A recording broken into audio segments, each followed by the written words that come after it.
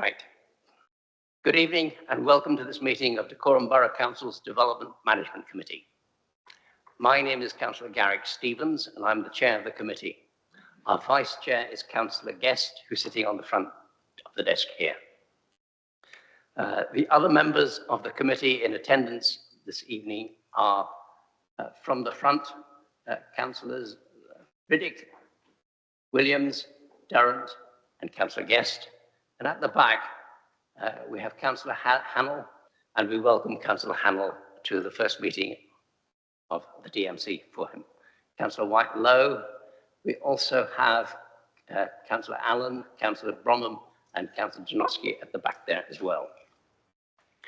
In attendance, we have Philip Stanley, who's head of Development Management Committee, and the officers on the agenda tonight are Heather Eady, James Gardner, who's doing 5B, and Heather Eady is doing 5C, the Tring one.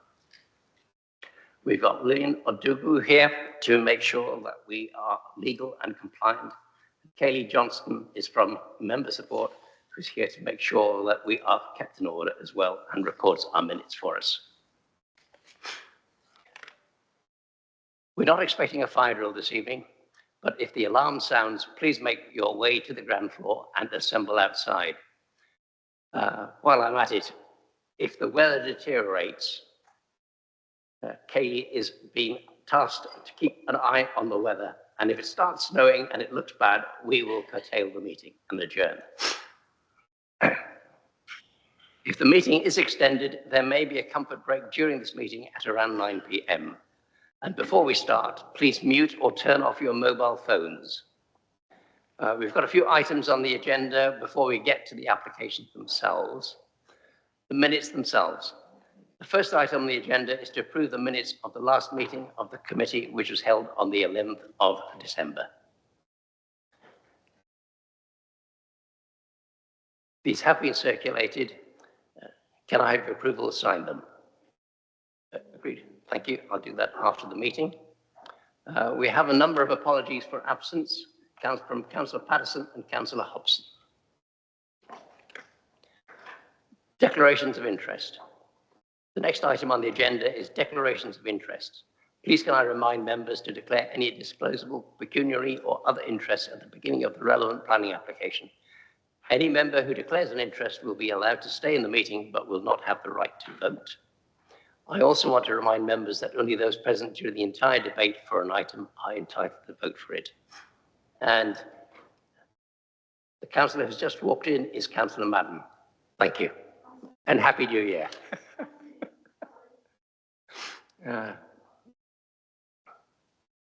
Public participation.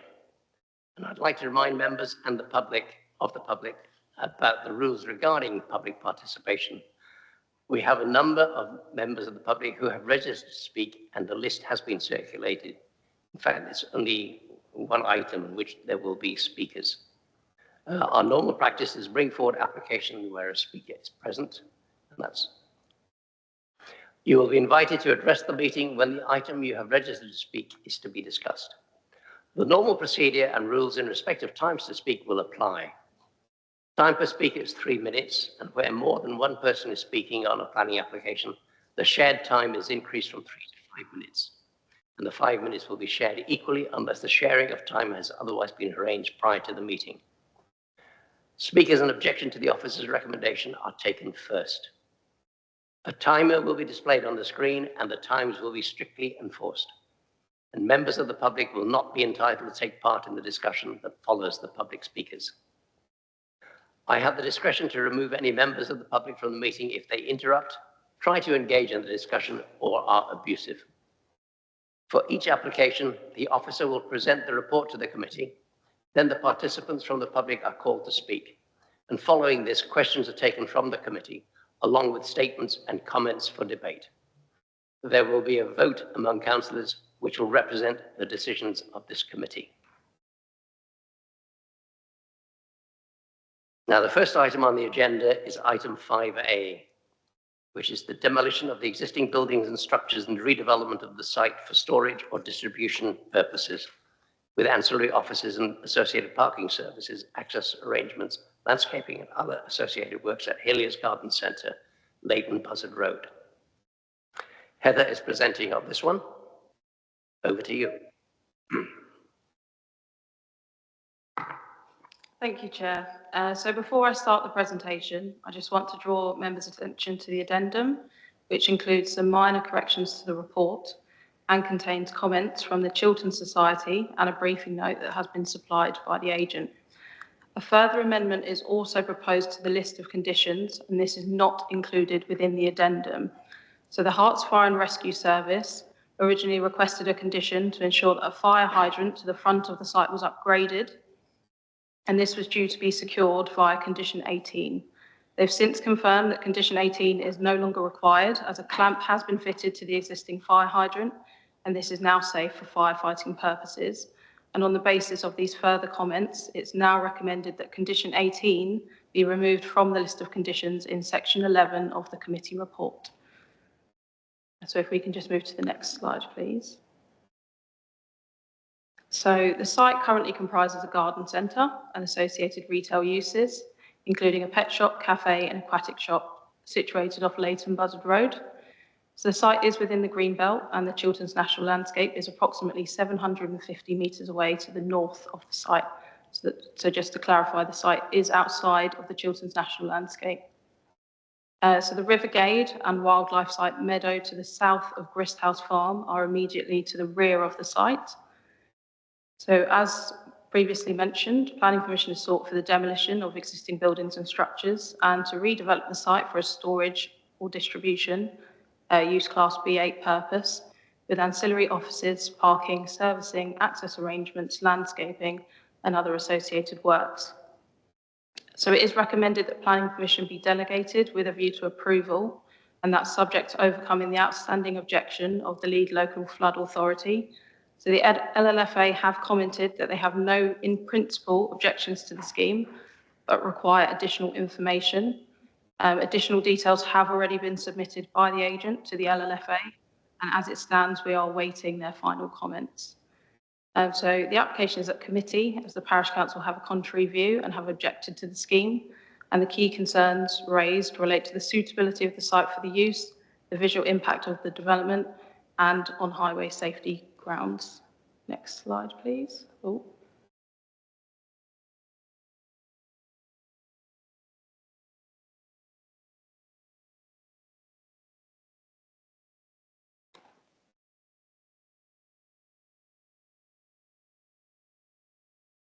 Okay, thank you. So this slide has just been added to show the wider site context.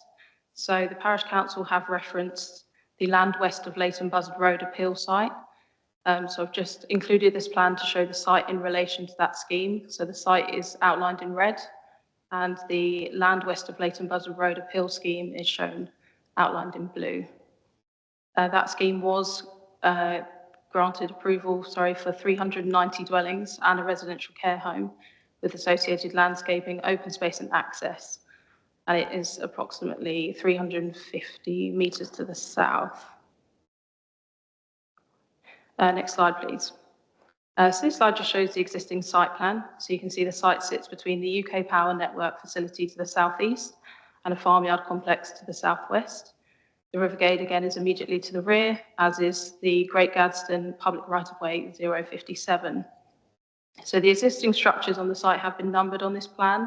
So 1 shows the greenhouses, 2 shows supported buildings, 3 shows a storage building, 4 is the main garden centre building, 5 is a temporary structure, 6 is the site external storage area, and 7 is the display area. It's worth noting that ground levels fall steeply away from Leighton Buzzard towards the rear of the site. Next slide, please. So this slide just shows the proposed site plan. So all existing structures would be demolished and replaced by a single detached structure. The building would be served by yard areas to the front and rear. And you can also see that additional soft landscaping would be introduced onto the site, particularly along the site boundaries, to help soften the visual appearance of the development. Next slide, please. So the next few slides just show the proposed elevations of the building. So the top image shows the front elevation and the bottom image shows the side elevation. So the new building would have an increased height in relation to existing structures with a maximum height of 6 metres. So would likely be more visible than the existing development. But the applicant has engaged with the council at pre-application and application stage and has revised the design to ensure that the structure would not appear visually harmful in this context. So in particular, yellow banding and high-level windows have been removed, and the new structure would comprise a muted green finish, enabling the structure to assimilate in the wider landscape. Next slide, please. And this image just shows further elevations. Next slide, please. So this slide just shows the proposed floor plans. So, yeah, next slide. And this slide shows the proposed roof plan. Next slide, please. So one of the key issues with the proposal relates to its visual impact and the potential for the development to be viewed from public vantage points outside of the site and potentially within the Chilterns National Landscape, which is shown by that pink line that runs across the top of the plan. And this is particularly given the height increase of the structure. So analysis has been undertaken to identify these key public vantage points, and these are referred to as zones of theoretical visibility.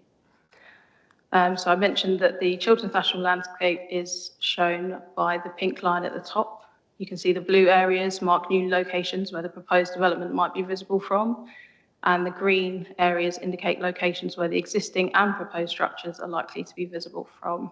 So the next few slides just summarise this analysis that's been undertaken in support of the application.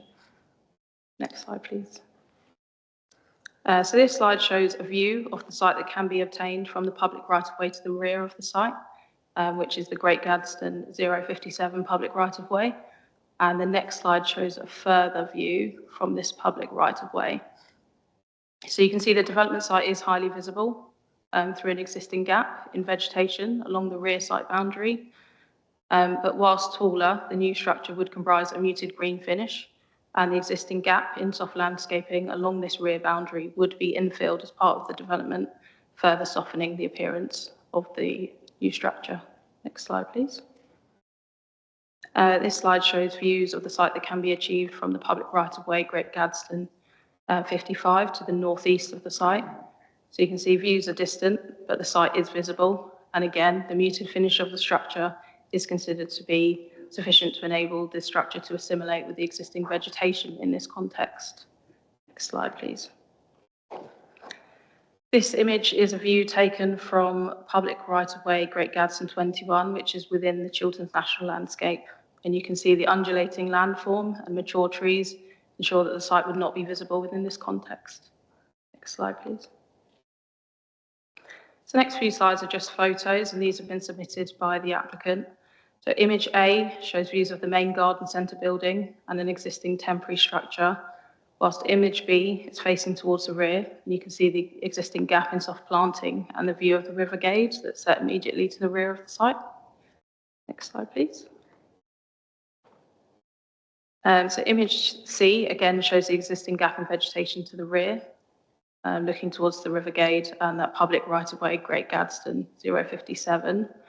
And then image D just shows the greenhouses and an obscure view of the main garden centre building. Next slide, please. Image E shows views of the hard standing area to the rear of the site, which currently provides parking for the garden centre. This would be repurposed to create the rear yard. And image F shows views of the front of the site. So the next few slides are photos that I took whilst on site. So this first image just shows views of the front of the site. So you can see the site is set back from Leighton Buzzard Road, so it isn't overly prominent. Next slide, please. These are further views, just looking towards Leighton Buzzard Road from the front of the site. Next slide, please. These are views within the site, so they show the supporting buildings and storage building. And then we've got the main garden building and the display areas as well. And these photos are just further views of the rear of the site. And further views of the existing rear car park that would be created into a new rear yard for the development. So the scheme has been designed to ensure that visually the structure would not appear overly prominent or harmful in this context. Whilst general employment areas such as the Maylands are the preferred locations for these types of development, the site is not considered to be unsuitable for the development. It's sufficient in size and scale to meet the needs of a storage distribution use, and no adverse effects on residential properties or on any other grounds have been identified. So it is recommended that planning permission be delegated with a view to approval, subject to overcoming the outstanding objection of the LLFA. And I would again remind members that this recommendation includes the removal of condition 18. Thank you. Thank you, Heather. Right. Public participation. We have a couple of speakers registered to speak. In objection is Parish Councillor Coram Griffin. You have 3 minutes. Right-hand button. Right, wait until the timer is on the wall. You can hear me? Right, okay. All right, yeah, the Great Gadsden Parish Council continue to object to this application for the following 5 reasons. Firstly, the proposed buildings will be 6 metres high, 2 metres higher than the current garden centre buildings. Previously, DBS Conservation Design objected due to the impact on the ANOB. We don't agree that removing some of the windows, painting the warehouse green and planting a few trees in any way reduces the impact of the bulk of this development on the landscape and the ANOB. Secondly, this is in the Greenbelt. Our neighbouring parish of Potton End is having applications for 2 metre high driveway gates refused because of their impact on the openness of the Greenbelt. We're struggling with the consistency here. While our 2 metre gates are unacceptable in the Greenbelt, but a 6 metre high warehouse isn't seen as a problem. Surely we have to be consistent across the borough. Thirdly, we agree that there are visually discordant commercial premises along the Leighton Buzzard Road, as identified in the landscape character assessment in section 914 of the report. This proposed development would just make this inconsistency worse. Item 4, traffic. We are perplexed that Highways' refusal to accept that the daily 1 kilometre queues at the single lane bridge at Water End would not be exacerbated by this proposed development. Their assessment is only based on HGV movements, this is in section 9.35, and doesn't take account of any of the increased car traffic. This would result from Hemel residents having to travel over the bridge to their next nearest garden centre in Great Gadsden. This will surely increase the traffic over the bridge, especially at peak times. Lastly, this proposal is not in character with the area. The site will be a 24/7 commercial operation with HGV traffic coming in all hours of the day and night. Surely this is more suited to a site in an industrial area rather than a semi-rural residential community. So in summary, and speaking on behalf of the Parish Council, we represent the views of our local residents who are very strongly opposed to this application and who often feel ignored. Therefore, we are asking the committee to listen to the community and please reject this application. Thank you. Thank you, Councillor Griffin. Thank you for keeping the time. Right. Speaking in support is Richard Collins. You have 3 minutes.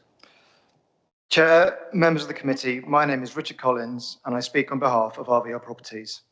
We are pleased to present this high-quality redevelopment proposal for Hilliers Garden Centre on Leighton Buzzard Road. The scheme secures the continued productive use of this brownfield site by delivering a sensitively designed storage warehouse with associated yard space specifically aimed at supporting local employment. We have worked closely with Hilliers throughout the process, and George Hillier, who is in attendance this evening, fully supports the proposals. It provides an important opportunity for the business to reinvest and plan for future growth, particularly in the current challenging economic climate. Importantly, there is no planning policy requirement to retain the existing garden centre use. The development responds directly to strong local demand for small-scale B8 employment space for SMEs, not large-scale logistics operators. Potential occupiers include local businesses involved in storage of food, electrical goods, vehicles, technical components, and light manufacturing, not non-hazardous and other non-hazardous activities. The scheme is flexible, capable of accommodating 1 or 2 occupiers, and is very different from large-scale Amazon-style distribution centres. The proposals have been shaped by extensive pre-application consultation, including ongoing engagement with Decorum Council officers, discussions with ward and neighbouring ward councillors, 2 separate meetings with the parish council, and direct communication with local residents. The collaborative approach has informed the final design, and we fully support the officer's recommendation for delegated approval. The site is a policy-supported redevelopment of previously developed land and delivers a significant reduction in built form compared to the existing garden centre. The new buildings are far more compact, visually discreet, and reduce greenbelt impacts while providing enhanced landscaping and tree planting. Residential use was carefully considered but discounted due to site constraints and adjoining land uses. As proposed, the scheme will not harm residential amenity. Officers in environmental health confirm that it will not be visually overbearing, will not affect light or privacy, and that noise impacts are acceptable. From a highways perspective, there are no objections.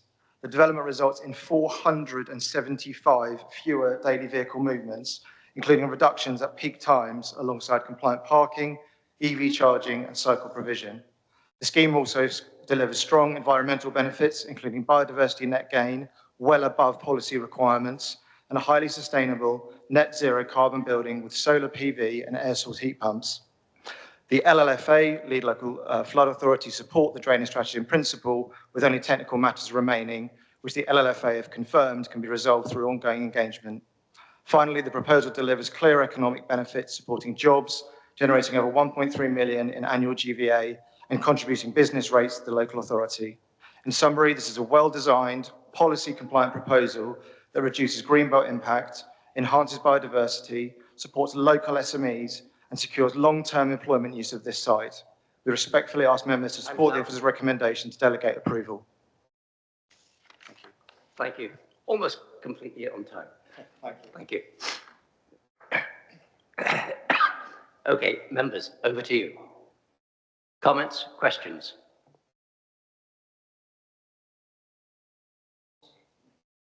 Yeah, just a question around, I think one thing I haven't heard in all of the debate is around flooding, and in particular the flooding comments from the flooding authorities stood out to me, and then the objection on the basis of risk of groundwater and that's likely to increase flooding elsewhere. I just wondered if the case officer could comment on that at all. Heather, do you have an answer on that one? Yeah, so the site falls within flood zone 1, so it's at a low risk of flooding. The lead local flood authority have noted that there's potential for groundwater flood risk on the site. Ultimately are happy in principle that this can be resolved. There are further details that are required to satisfy them on these grounds, but in principle they have confirmed that they're satisfied that these issues can be resolved. So again, I don't think this is a reason to be concerned or for the application to be refused. Do a follow-up? Yeah, just as a follow-up, whether we can put a condition to that effect. Would that be appropriate? Yeah, so once we get comments from the LLFA, they would likely recommend conditions. So it would be at that point that those conditions would be added. At this point, the recommendation is that the application be granted, delegated with a view to approval subject to their comments being received. So any conditions recommended by the LLFA would also be attached to the decision.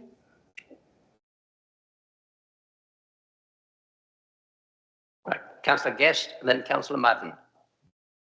Thank you, Chairman.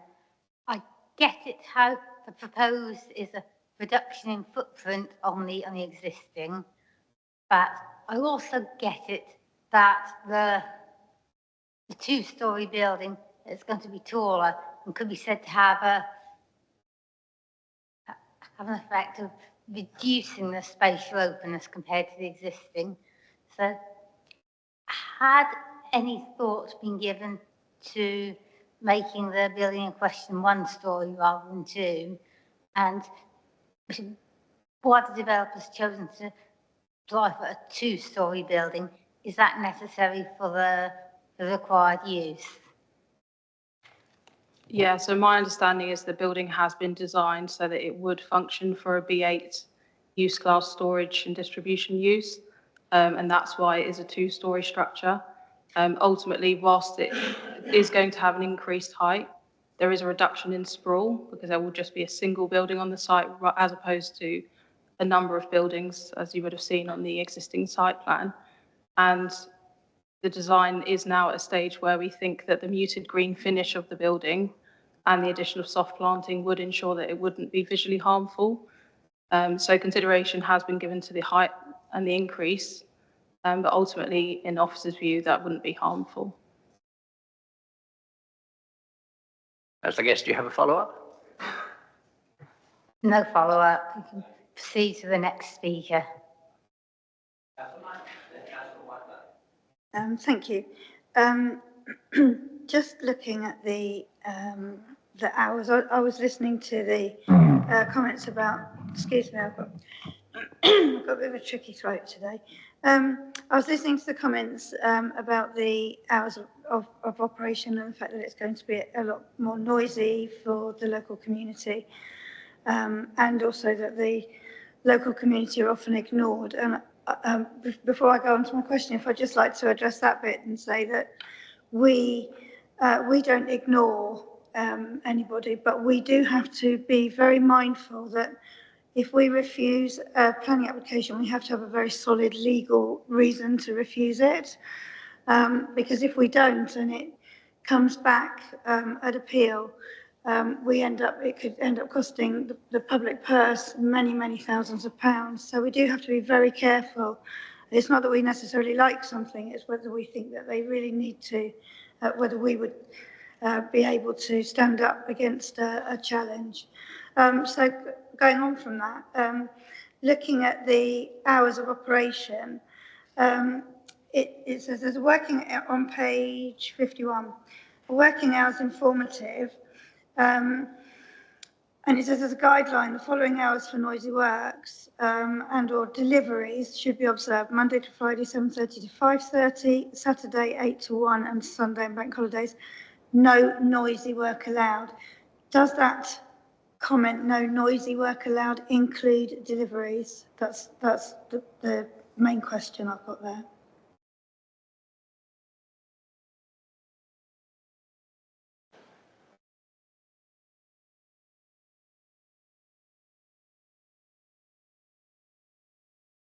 Is that just about the construction of it? That's not the operational hours? Yeah. So. Oh, I beg your pardon. Okay, sorry. Yeah. Sorry. Okay, so the operational hours. I couldn't see any more hours. I was doing word searches on hours in your report. Have I missed something there? So I think it would be a 24/7 operation. So there'll be lorries and things going in and out of it 24/7? Yeah. Okay. Thank you. Councillor Whitelow. Thank you, Chairman.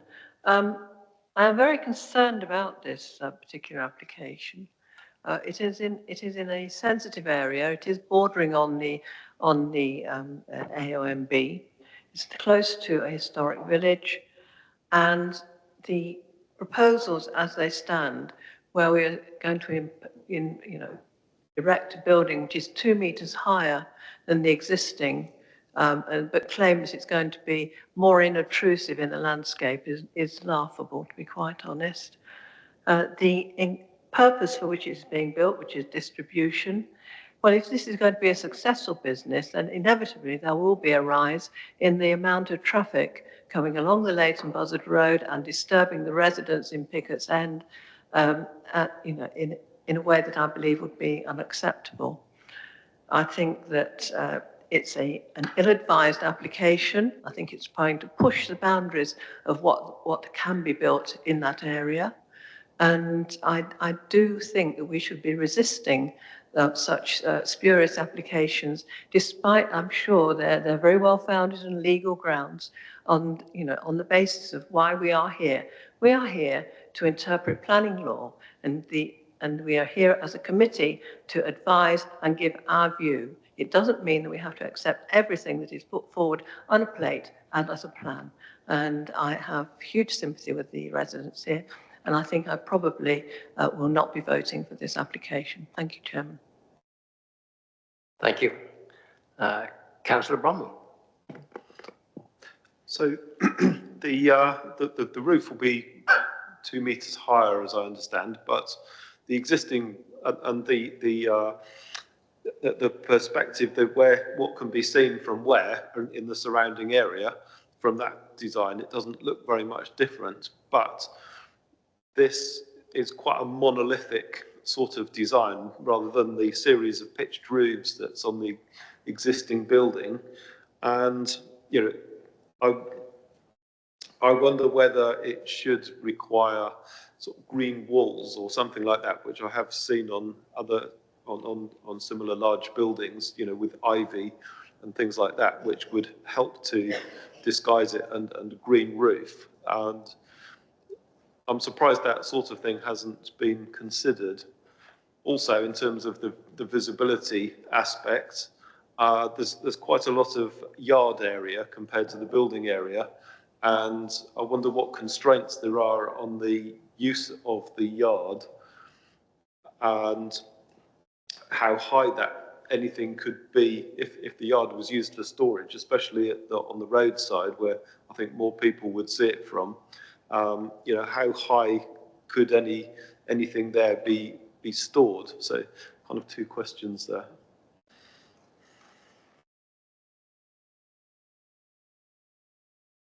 So in terms of the green roof point, there's no policy that requires a green roof to be installed on the building. Ultimately, we have worked hard with the developers to get to a design that we're happy with, and we are satisfied that the current design is acceptable.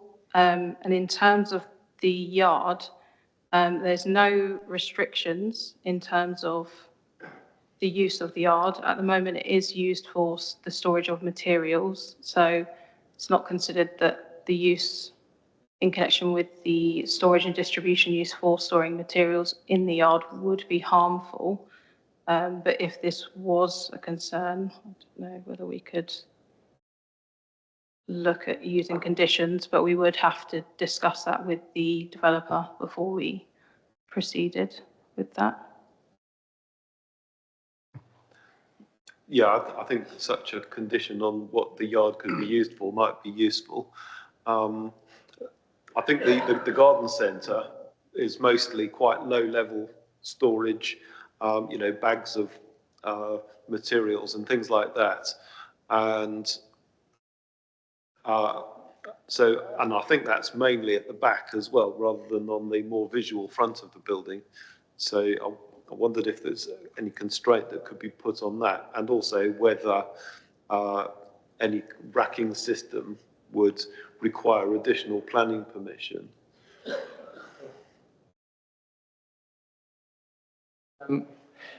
Yeah, I think, certainly you're raising valid concerns, Councillor. I do note from the report that in terms of the area of the yard, there does appear to be a 5% reduction. So in terms of the actual size of the yard, but in terms of, and the use would be controlled by the planning permission, and the use of the building would relate to the use of the land. So it can't be any use it likes. It would have to be the use associated with the planning permission. However, there isn't a condition controlling the height of items that could be stored within that yard area. So if members are so minded, a condition could be added that could either seek to ensure that items stored within the yard area don't go above a certain height, or it could ask for a storage plan, storage maintenance management plan to be submitted and approved in writing, which would allow those kind of details to be confirmed and agreed through the condition process. And would a racking system require additional planning permission? It would certainly, the test for buildings is scale, degree of permanence, and how it's fixed to the ground. Most likely a racking system would fit that definition. So I think, yes, it would, but it would still be sensible to control the height of storage through a condition in these open yard areas. Yeah.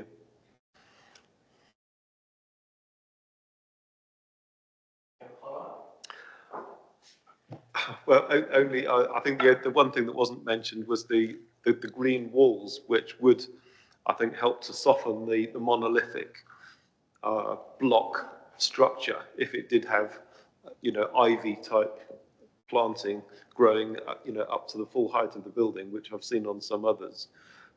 And is that something that could be, that kind of softening of those hard edges, is that something that could be explored?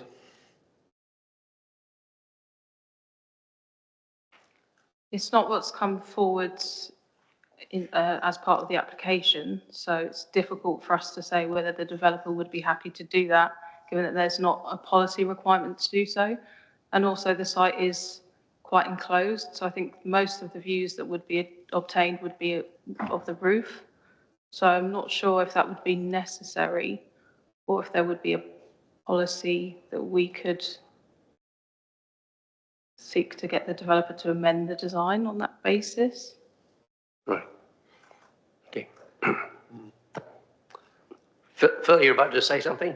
Yes, thank you, Chair. I did note the comment from Councillor Whitelow in terms of the site bordering the national landscape. It does refer to in the report that it's 750 metres away. And in terms of the soft landscaping approach, in this particular application, members do need to consider the scheme in front of you. The soft landscaping approach in this case is the significant planting, the plugging of gaps around the perimeter of the site, combined with the reduction in sprawl. And we also do need to bear in mind that obviously the council sought to defend the land west of Leighton Buzzard Road appeal, 300 plus homes. One of the reasons there was landscaping. The inspector concluded that there was no impact on landscape. Here we have a singular kind of small-scale industrial building that's 2 meters higher than existing buildings. So we do need to pay heed to all of those factors combined. Thank you. Thank you for that. Councillor Guest has been waiting patiently, and after that, Councillor Hemel. Thank you, Chairman. And I'd like to ask that although this is not a housing development, does a tilted balance apply to it? Yes, it does.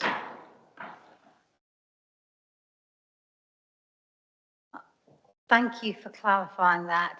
So am I right in thinking that on those grounds that we can only refuse it if the harms significantly and demonstrably outweigh the benefits? Yeah, that's correct.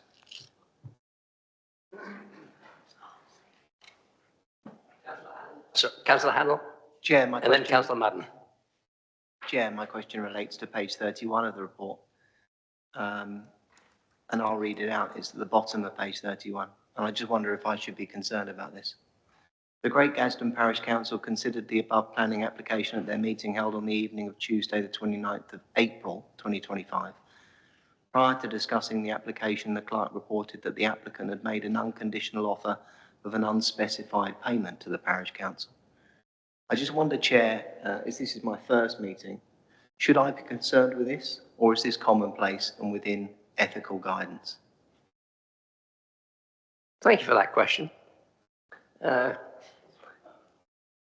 Philip, what do we know about this? I don't know anything about this. Obviously, it's been raised by the Parish Council. It would be a matter between the Parish Council and the developers. Clearly, an offer to buy the Parish Council would be unethical.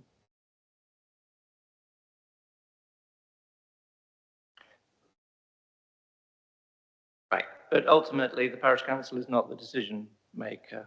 The decision makers is the Borough Council.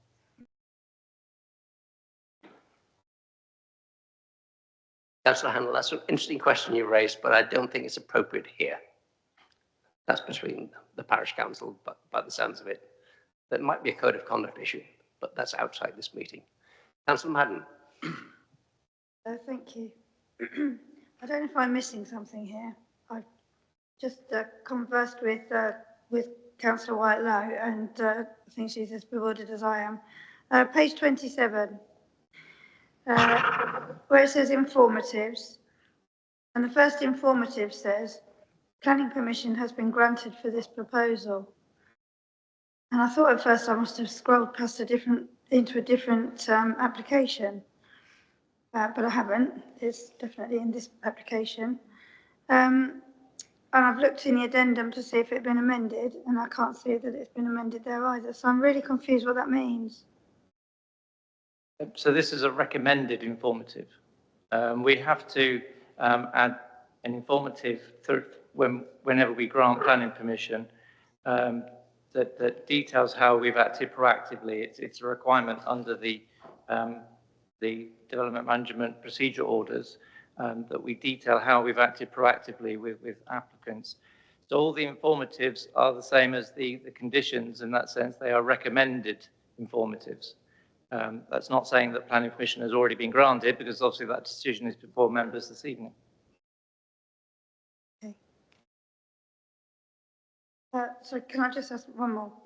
Well, it's not really a question, it's a comment. Thinking about the kind of vehicles that will be going in and out of this place, I know the site very well. I'm a big fan of the garden centre. But the vehicles that are going to be going in and out of there, I've just gone onto Google Street View and looked at the road signage further down the road by the bridge. And it says on there, 7.5 tonne weight limit, except access. Which basically means that any lorries of any size can drive up and down there at any time of the day or the night. We have a similar problem in my ward, where we have a Watford Grab Hire place took over a small builders merchants, and now we have a problem where we have massive vehicles all day and all night going in and out of this place, which is in a restricted zone with weight restricted zone, and it causes all sorts of problems. So I actually have a real concern about this one as well.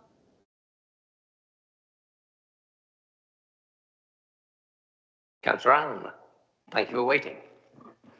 I share a lot of Councillor Whitelow's concerns, but just wanted to check that my understanding is right, that whatever the opinion might be on suitability of this activity on that site, there are no grounds for us to be able to have any influence over that.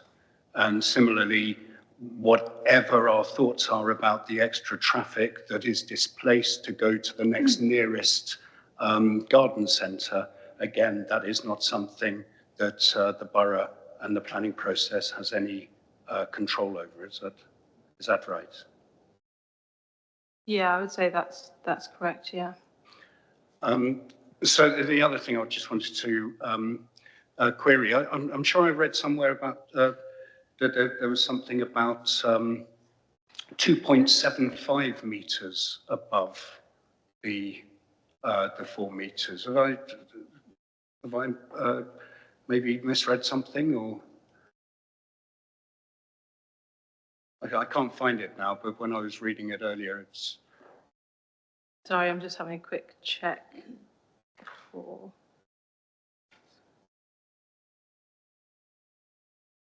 I can't see where that's referenced. What I would say is that the existing structures are approximately 4 metres high, and the new structure would have a maximum height of 6 metres.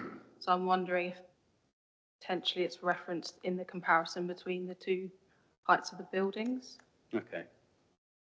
And so the parish council raised concerns about the visibility of the roof and from a distance, and that brought in comparisons from elsewhere. And I know that we can't make any decisions on the basis of comparisons with other developments, but you know, would you expand, please, on the extent to which this roof height has an impact visually? Because it's down in a valley, there's lots of hills up about. I'm familiar with quite a few of those footpaths, and it does seem like it will have quite a major visual impact. And this seems to be sort of a bit brushed over. So I think I included the zones of theoretical visibility to cover off this point. So if we could go through some of the next slides, which show views from some of the key public vantage points where you can see the existing site from. If you can move to the next one, I think that's probably the most helpful.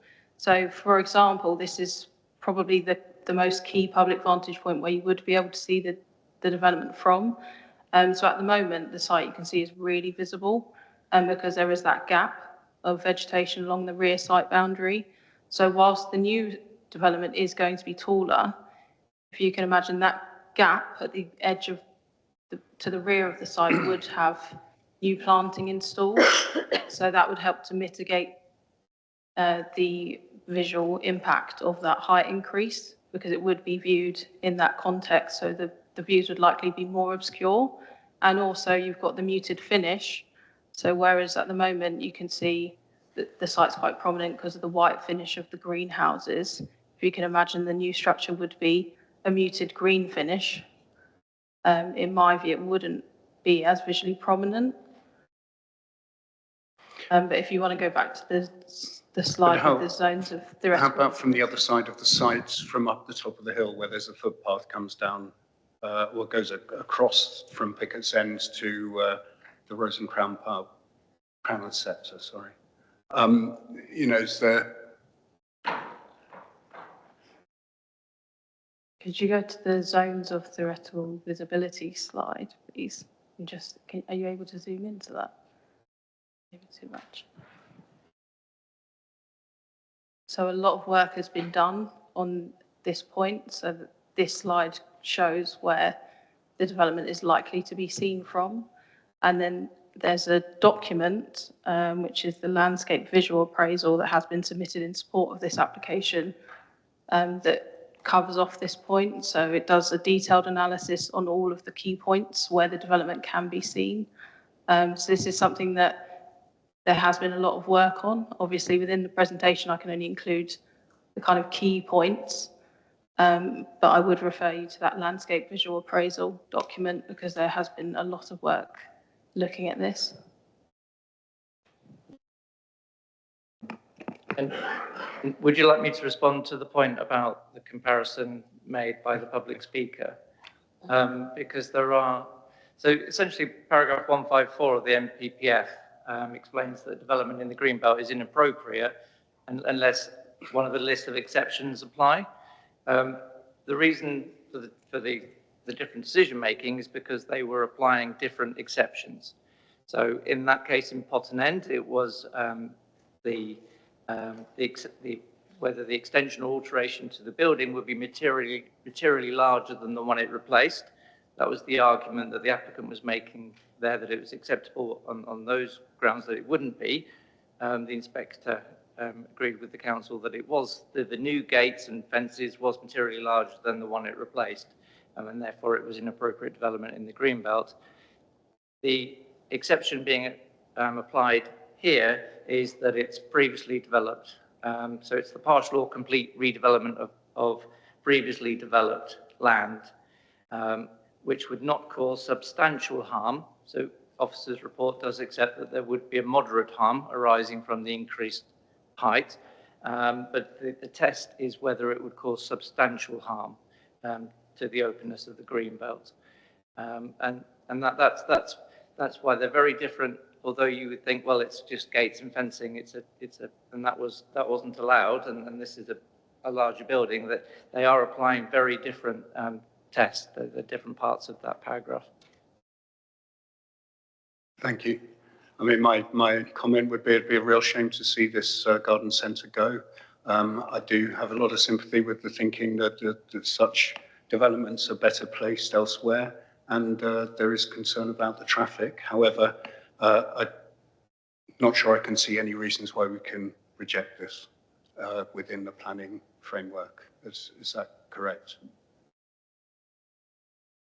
That's certainly the officer view. In terms of traffic, the officer's report highlights the reduction in traffic volume compared to the existing use. Thank you.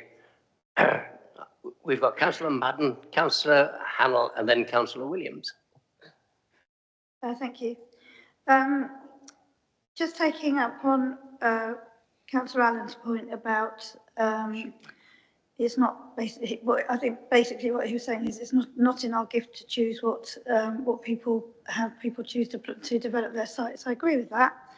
However, what we are here to do and what we are tasked to do is to decide whether what's in front of us is appropriate. Not to say, well, actually, we'd rather you did that, but whether this is appropriate. I don't have a problem with the building, if I'm honest. I don't have a problem with the views. I don't have a problem. I think the green colour would be okay. But what I do have a big problem with is the traffic. And I do take on board that the number of traffic movements is going to be a lot less when you consider that it's a garden centre. Most people that turn up at that garden centre, hundreds and hundreds and hundreds of those vehicle movements are cars. And what we're talking about here is going to be all very large vehicles, and they're going to be very noisy, and they're going to be going day and night, and they're going to cause a lot of disturbance to the local community, and I have a real problem with that.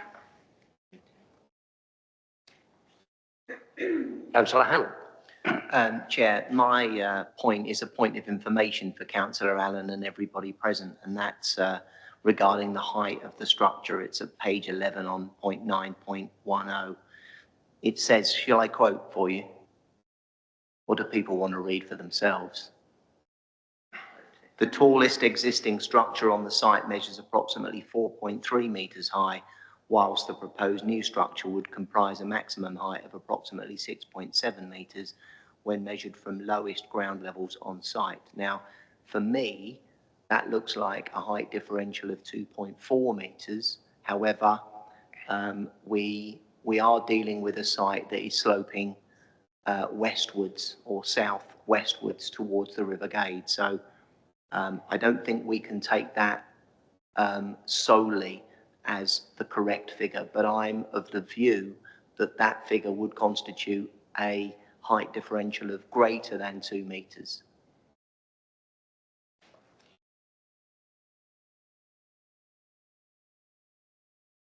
Thank you for that. Councillor Williams. Thank you, Chair. There's no doubt that this is one of those planning applications that you have to consider on balance, but A, the existing buildings are not attractive, and the new building is smaller in terms of its footprint, albeit a bit taller, but better coloured. The existing use attracts a high degree of car traffic, which this building presumably wouldn't. And any new HGV traffic to this site is not entirely new. There must be a significant number of HGVs delivering to the existing use.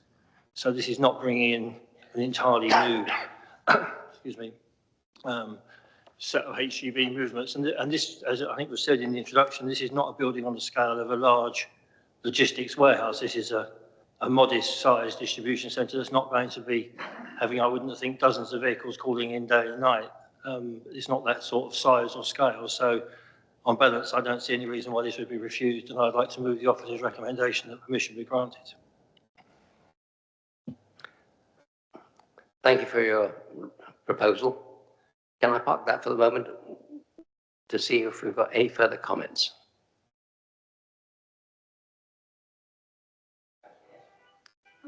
Thank you, Chairman. Having sort of read through the reports, having seen the slides of the existing, what is being proposed, although it's 2 and a bit metres taller than than the existing. It's just the one building rather than the sprawl that's there at the moment. So you might want to park this, but I'd second the officer recommendation. Fine. Members, do we have any further comments to make? No, right.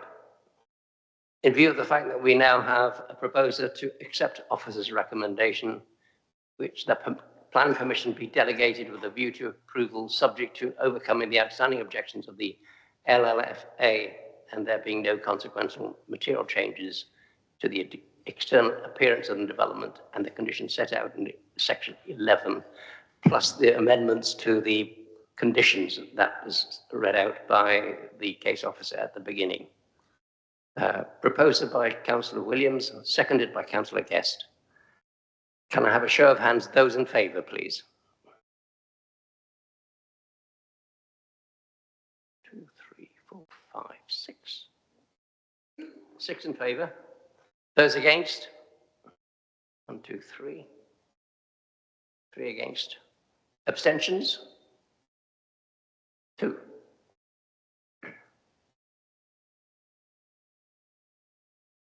So officer's recommendation is carried.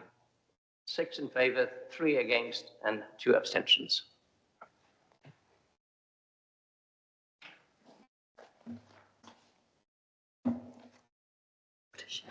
Okay, we'll take a break if you want, while you take your leave. But you're free to stay if you want. Thank you.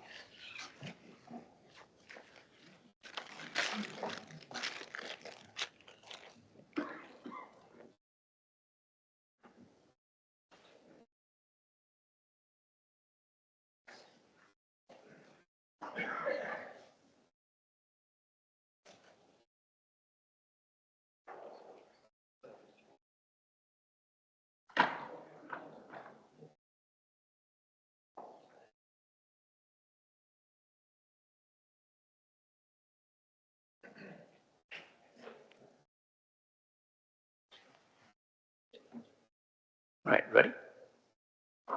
James, ready? Right. Moving on to item 5B. The case officer is James Gardner, and over to you for the presentation. And there are no speakers on this one. Okay, thank you, Chair. Yes, so planning permission is sought for a change of use of Ashridge House, which will permit the use of 206 existing rooms within the Ashridge House complex to be used by leisure guests. So at the outset, it's important to note this application is not at committee due to it being particularly contentious, or there have been some objections. Notably, the parish council support it.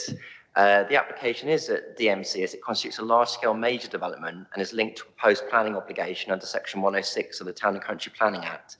And the council's constitution requires that such applications be brought before members for determination.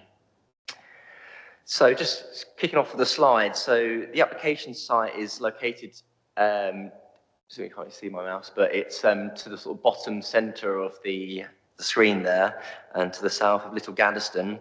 So for context, the Bridgewater Arms public house can be seen due north of the site, and the junction of Nettledon Road and Hudnall Lane, the latter of which leads to Dagnall Road, is located to the northeast. And this shows a closer view of the application site, including the extent of ownership. And we can see there's sort of the relatively wooded context of the site, which is accessed via private roads. So by way of background, consent has already been granted to relocate 28 bedrooms from Coronation Walk to the main house. This application does not propose the creation of any additional bedrooms. Rather, it simply seeks planning permission for the existing rooms to be used by leisure guests, i.e. those attending Ashridge House for the purpose of a wedding, for those not attending Ashridge House for the purpose of a wedding, conference or residential stay at the Management College. So essentially, this will enable better utilisation of the permitted accommodation at times when it is not currently fully occupied. And for context, the slide here shows the general location of the rooms. So you've got some in the main in the main house, and others sort of spread throughout the site. So just in terms of parking, so Ashridge House has a total parking capacity of 433 spaces. Now, it is acknowledged by officers that the level of provision falls below that required by the parking standards SPD. Therefore, at the request of officers, the applicant's transport consultants provided further information to support their argument for a lower parking requirement at the site. This included, amongst other things, more specific detail of how the conferences work, minimum booking numbers for weddings, and modelled scenarios. And this slide here just shows the location of the parking on site. As I say, it's 433 spaces in total.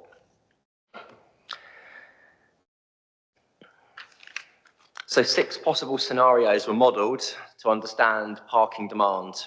So the assessment assumes that 88% of wedding guests arrive by private car, compared with 65% of those attending conferences.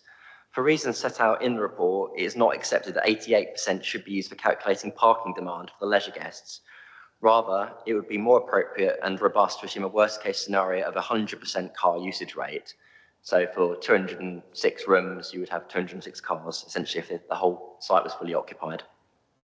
So the table on the left shows the figures based on 88% of leisure guests arriving by car, and the table on the right has been adjusted to assume 100% of leisure guests will arrive by car.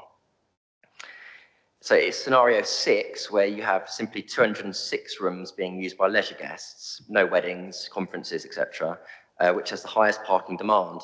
However, even when adjusted to account for 100% car usage, it's anticipated that there would still be 52 surplus parking spaces.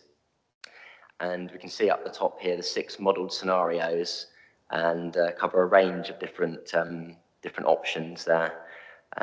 But essentially, on the basis of the information provided, it's the view of officers that the parking arrangements are acceptable. As mentioned, 52 surplus spaces is the worst case scenario under modelled scenario 6. And incidentally, this takes into account sort of staffing requirements on the respective days as well. So that's all been factored in. So there would be, in officer's view, enough parking. So just turning to the other sort of key issue in relation to this application, the impact on the Chiltern Beechwood Special Area of Conservation, which members will be well aware of.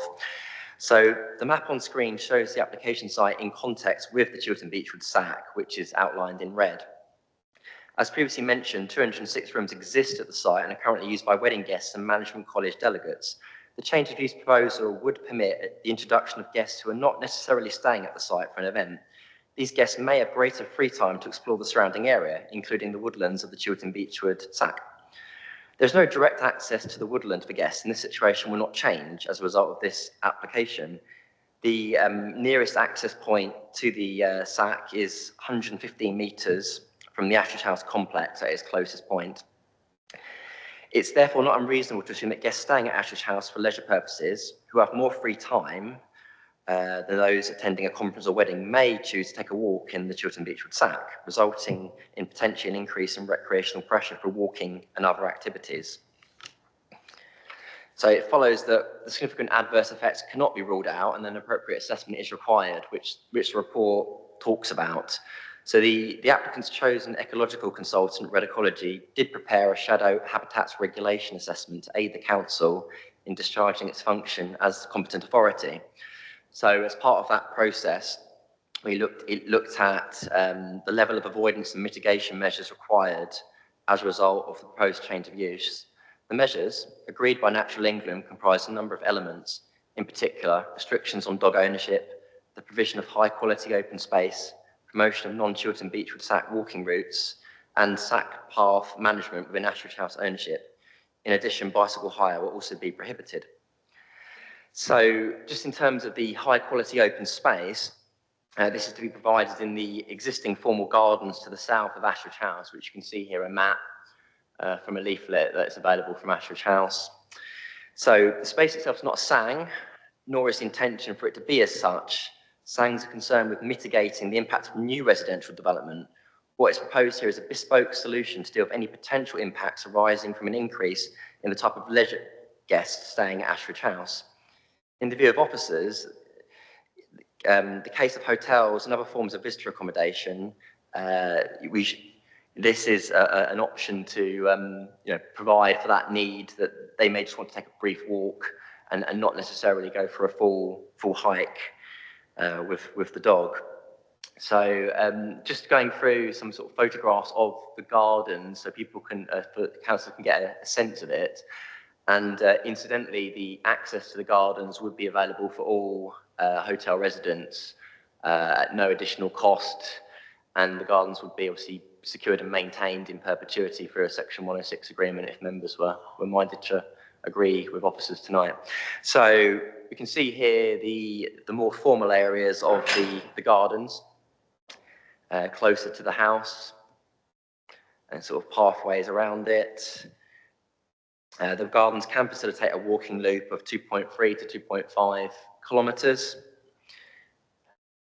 The SANG criteria is met in any case, although as mentioned, this isn't a SANG, but yeah, it will have some of the similar qualities to it. And then the sort of more naturalistic areas of the gardens here as well, to sort of get a sense. So it's a good range of landscape to enjoy there.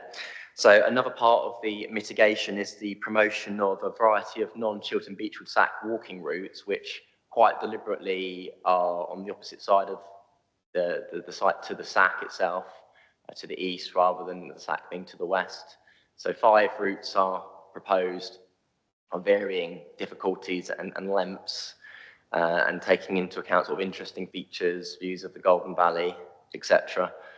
So again, these routes would be promoted to guests attending the site, sort of through leaflets, etc.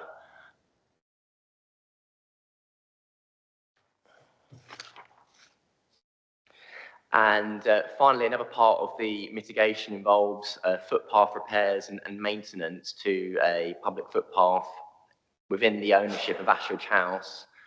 And a survey of this path found that there was degradation to it from recreational pressure.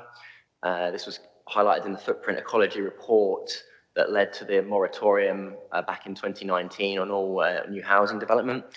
So the applicant's proposing to carry out repairs to this path and additional improvements such as strategically placed logs to reduce desire lines and discourage cycling, use of logs, brick and stone to improve drainage and stabilise the substrate to reduce path erosion, improve signage showing the route is a public footpath with no cycling or horse riding permitted, wooden kissing gate installed to discourage the aforementioned activities, and logs to discourage horse riding and cycling. So these are direct works to the SAC and therefore are essentially SAM mitigation, so there wouldn't be a separate payment for that. So really, in summary, it's recommended that plan permission be delegated with view to approval subject to an appropriate assessment in accordance with Article 6.3 of the Habitats Directive and securing a mitigation package to avoid any further significant effects on the Chiltern Beechwoods Special Area of Conservation through a Section 106 agreement for those points I've already mentioned. Thank you.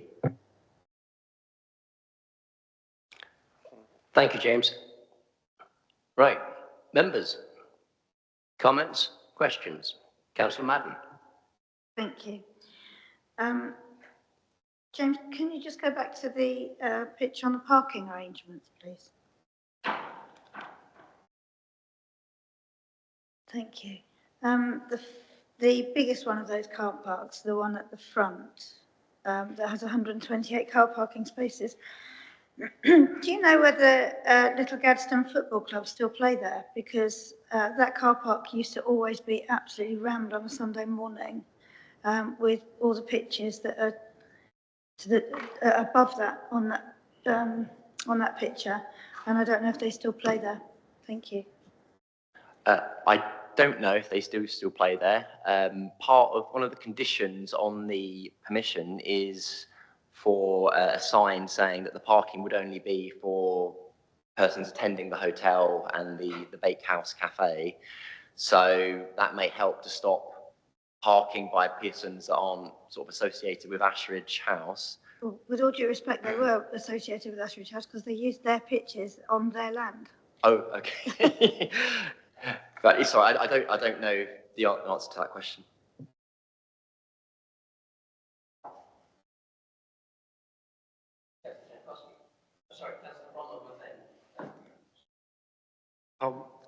Yes, to continue Councillor Madden's comment, I think that area is very popular. The whole grass area to the north there is very popular in the summer as a picnic area, and so there is quite a lot of demand on that parking. So it sounds as though that's going to be constrained, which will reduce the public amenity aspect of that area, which itself probably attracts people away from the special area of conservation, which is one of the purposes of SANGs. Even though this is not a SANG, it would be providing some of that benefit. But having said that, so perhaps there should be some cooperation with the mitigation measures and so on the special area of conservation. But having said that, this is a fantastic building and it is open to the public in various ways, and there's a tea shop there and so on. And I think it is really good that it has a commercial purpose that will help to fund to keep it in really good condition. So yeah, slightly mixed feelings there, and there is some concern about the parking and that loss of parking for the public amenity if those car parks which are currently unrestricted become restricted. Councillor Jankowski. Thank you. Yeah, just a question on, just help me understand the 9.77 on page 102, the prohibition of dogs. I'm just trying to understand the sort of rationale behind why that is, because it seems to me a popular site for dog walkers anyway, and why we'd prevent them for overnight guests in this instance. Yeah, certainly. So the Chiltern Beechwood Sack was it's been subject to a lot of recreational pressure, and it was identified through the footprint ecology report that this was a lot of it was to do with dog walking. So Natural England requested that this be a restriction on this development if it goes ahead, because if you have a dog, you're more likely to sort of walk up to Person Monument Drive, which is the area most affected by degradation, soil erosion, etc. So it's nothing personal against dogs, purely on ecological grounds. So assistance dogs would be accepted, of course, from that prohibition. But I mean, essentially, it's in the control of Ashridge House to prohibit that, and that will be secured by the legal agreement. And that's the reason, essentially, in a nutshell.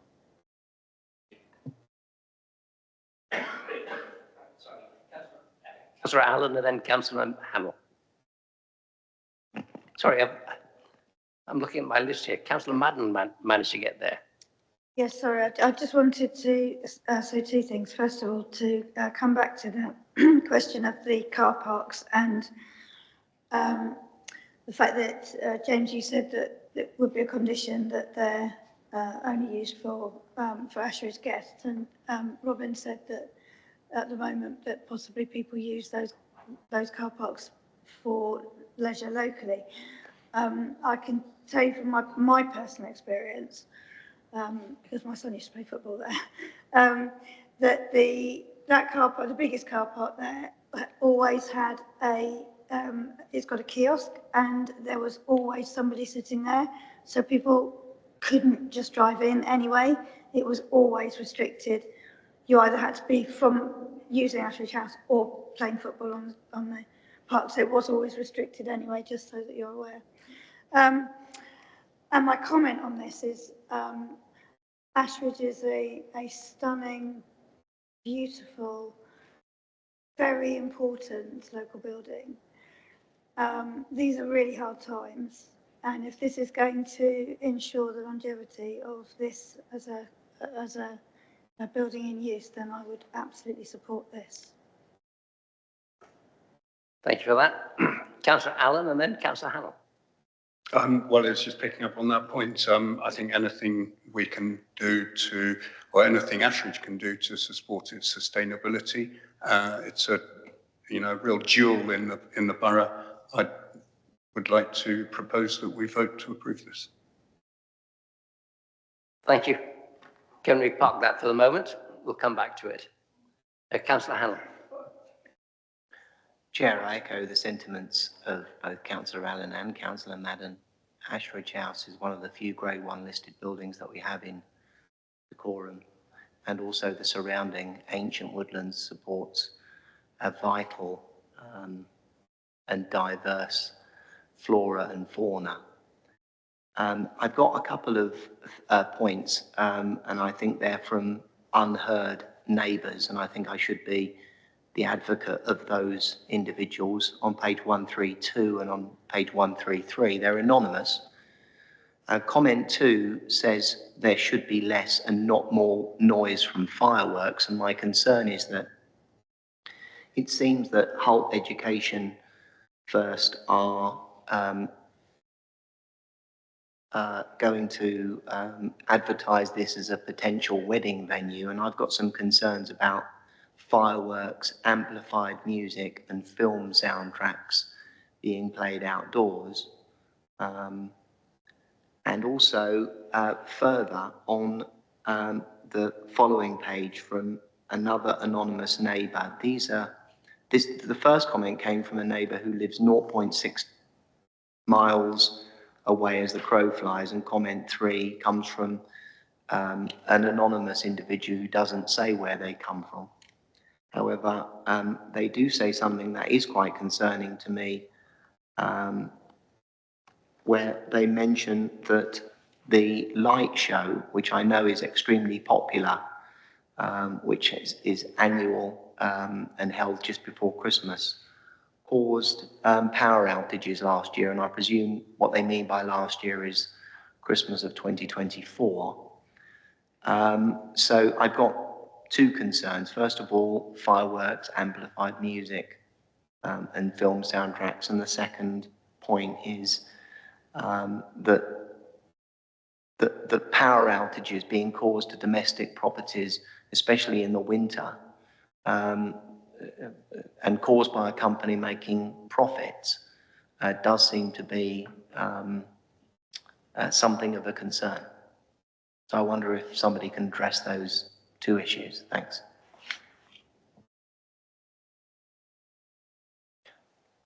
Yes, certainly, Councillor Hemel. So, I mean, in terms of the fireworks, I mean, that's, I wouldn't necessarily expect that would get worse as a result of the change of use.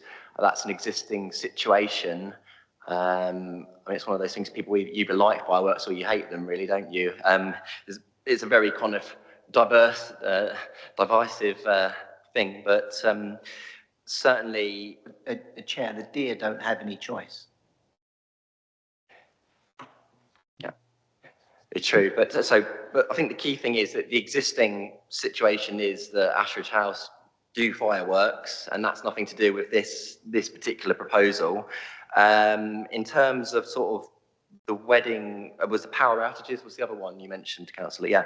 So again, I wouldn't necessarily expect that the hotel use would create an additional load on the system to be such a degree that that would cause outages. I'm not sure what caused those outages, whether it was something to do with the Christmas lights or if it was unrelated. I don't know. There's not enough information here. So I'd suggest that using existing rooms that are already there wouldn't create such a load that would be detrimental to the power grid. That sounds like a conversation to be had outside this meeting. Any further comments? Right, in which case, so far we have a proposer by Councillor Allen that we accept officer's recommendation. Let me go back to the beginning. Be delegated with a view to approval, etc., etc. That's a proposer. Do I have a seconder? I think Councillor Madden got there just before you. Thank you. Right. So we have a proposer and a seconder. Do we have any issues with the conditions which we overlooked on the previous one? Good. With conditions as set out in the application. Those in favour of the officer's recommendation, please show hands. Well, that looks like unanimous to me. All right. And I'm abstaining. Thank you. Officer's recommendation is carried.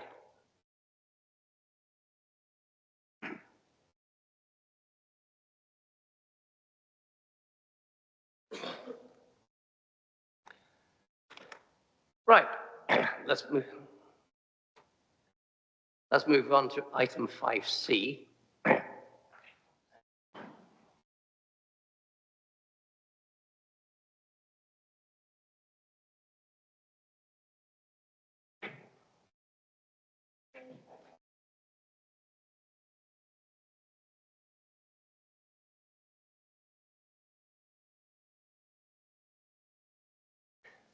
First of all, an apology to everybody from Tring who's waiting to see how this one goes. And once again, we do not have any speakers on this. So, Heather, over to you with the presentation. Thank you, Chair. So before starting the presentation, I would again like to draw members' attention to the addendum, which includes some minor corrections in the report and contains comments from the Chiltern Society. There has also been a correction to the site address, which you can see on this slide here. So the site address should be Tornado Sports Education and Leisure, Penley Sports Centre, Cow Lane, Tring, Herts, HP 235RA. So we can move on to the next slide, please. So the site forms part of the Tornado Sports Club, comprises 2 football pitches, 2 shipping containers and a group of preserved horse chestnut trees, and it forms part of a wider complex of sports facilities. So the site is within the Green Belt and the Chilterns National Landscape. Planning permission is sought to construct a new artificial grass pitch with associated development, which would include perimeter fencing, floodlights and hard standing, and to construct a new 2-storey changing room clubhouse facility. So it is recommended that the application be delegated with a view to approval, and this is subject to the conclusion of the ownership notification period. And the application is at committee, as in the opinion of the Head of Development Management, the application is of significant public interest, and this is on the grounds that we have received approximately 200 comments in support of the application. So next slide, please. So this slide just shows the existing site layout. So you can see the 2 existing football pitches. In black are the existing shipping containers used for the storage of equipment. And you can also see the siting of the preserved group of horse chestnut trees. Parking for 52 cars is provided to the front of the access of Cow Lane and would be retained. And it's worth noting that the red outline has been extended to include that parking area, which you would have been able to see on the previous slide. Next slide, please. The next slide just shows the proposed layout plan for the artificial grass pitch. The grey areas are indicative of the new areas of hard sanding. You can see a 2-metre high hedge would be installed to provide some visual screening for the development. And 8 16-metre high floodlighting columns would also be installed to illuminate the new pitch. Next slide, please. So the application also proposes the construction of the clubhouse building. So the next few slides are just elevations of the building. So the first image shows the front elevation of the building, and the bottom image shows the rear elevation of the structure, which would face towards the artificial grass pitch. Next slide, please. So this slide just shows further elevations of the structure. So whilst it would measure approximately 6.2 metres high, you can see that the addition has been designed to respond to existing ground levels and to reduce its visual impact. So here you can see that the structure would be sited at the bottom of the bank and would be subject to screening from those protected horse chestnut trees, which you can see on the plans here. Next slide, please. This slide just shows the proposed roof plan. So it has been proposed that the roof of the structure would be a green roof, and that would just help to further soften its visual appearance if subject to views from public vantage points, particularly from Cow Lane. And you can also see that 2 new parking spaces would be provided alongside the building. Next slide, please. The next few slides just show the proposed floor plans. So you can, on this slide, you can see the ground floor, and the structure would provide new clubhouse facilities with toilets. Next slide, yep. And this slide shows the proposed first floor. So you can see the new changing room facilities and separate facilities for officials. Right. So the next few slides just show photos that I took whilst on site. So these photos just show the existing parking area. This is views of the site, and you can also see the hard standing for the parking area. So these are views from the top of the bank, looking downwards towards the football pitches. Next slide. And these are views of the existing pitches at the bottom of that bank, showing the approximate location of the new clubhouse facility. And then further views of the existing pitches, and you can see the existing shipping containers on the site in the first image. So whilst previous schemes have been refused for similar developments on the site, there have been material changes to planning policy since these applications were determined, and the current scheme has also been sympathetically designed to ensure that the development does not appear visually harmful in this context, and to ensure that there's no adverse impacts to the Chilterns national landscape. So it is recommended that the application be delegated with a view to approval, and again, that is just subject to the conclusion of the ownership notification period. Thank you. Thank you, Heather. Right, members, over to you. Comments, questions? Councillor Madden, and then Councillor Allen. I saw you pushing your finger and I got in there first. Very simple one for me. What is there not to like about this? I think it's great. And I know you're going to need to park it, but I'd like to propose officer recommendation because Councillor Allen got in first last time. That's called getting in first, is it? Yes. Right. Councillor Hemel. Chair, I'd like to second that we approve this application subject to the delegated conditions. My view is that councillors will know that I've got a big desire in trying to promote football within decorum, and also those people that dedicate their valuable time to especially young boys and girls to develop their skills and progress as far as they can in that sport. My view is that they've ticked all of the boxes in my view, and I wish them all the best for the future. Councillor Allen.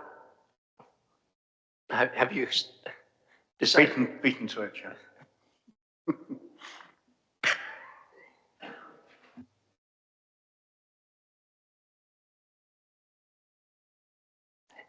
Any further comments?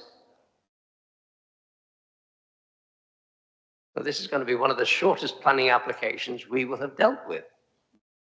Right. First of all, then, right, we have a proposer to follow officer's recommendation by Councillor Madden, seconded by Councillor Hannell. Can I have a show of hands of those in favour of officer's recommendation, please? Another unanimous. Thank you. One abstention.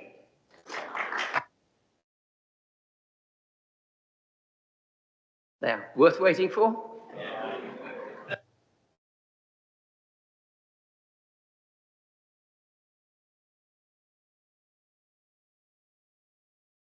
Shall we give them 5 minutes? And we've still got some more work to do, but we'll give you 5 minutes to do. Right.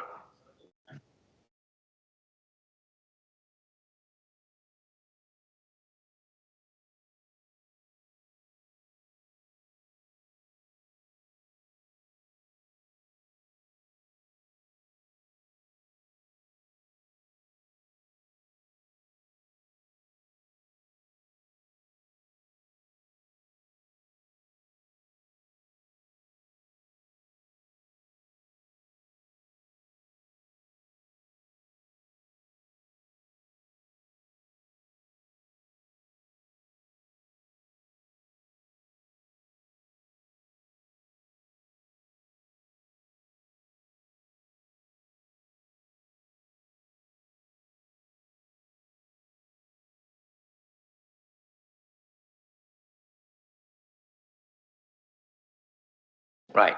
Phil, let's move on to item 6. Over to you. Appeals update. 4. Yes, thank you, Chair. So this appeals update covers the period between the 1st of November last year and the 19th of December. So I'll quickly run through a few highlights.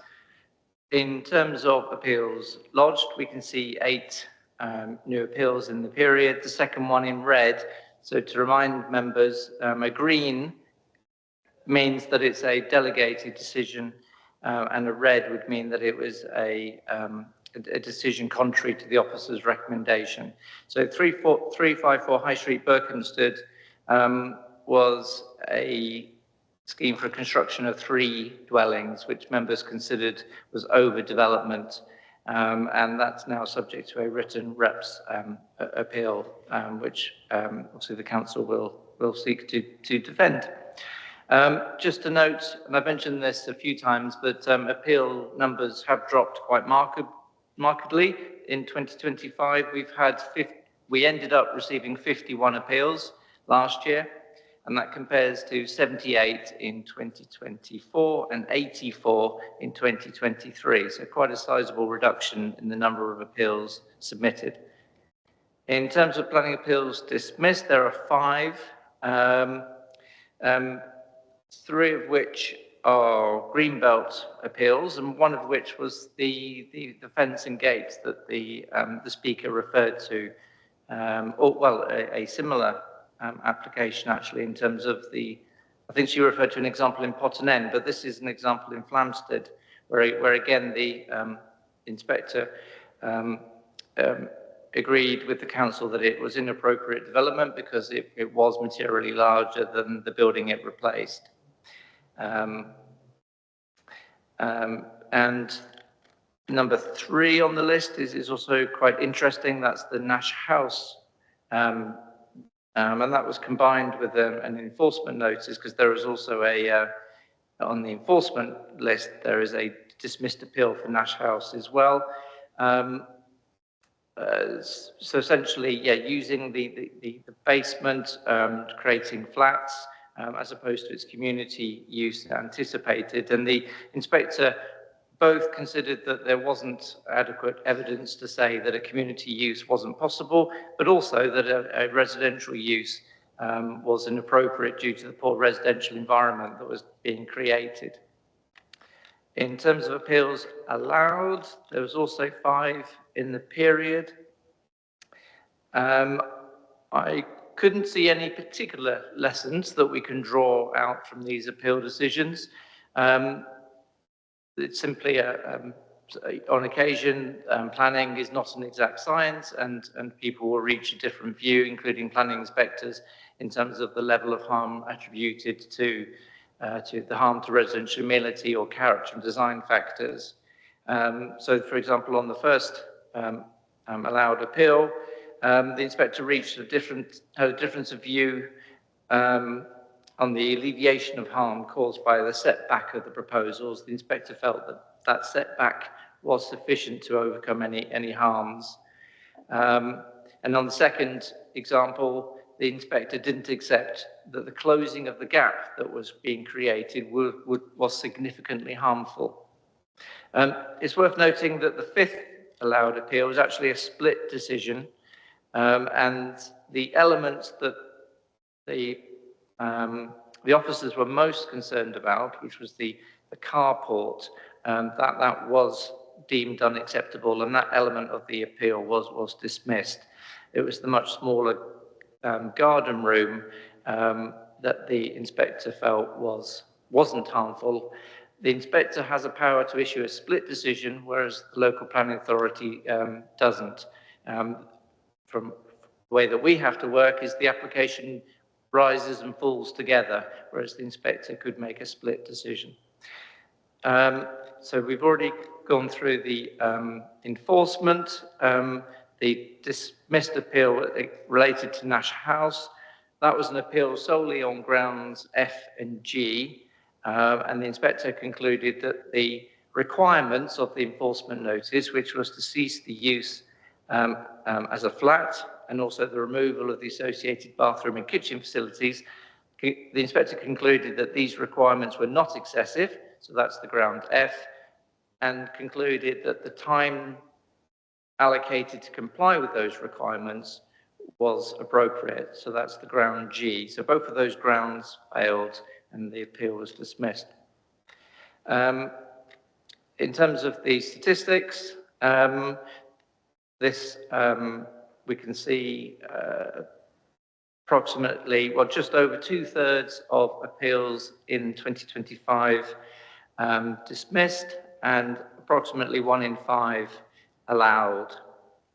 So overall, I think a very positive appeal performance.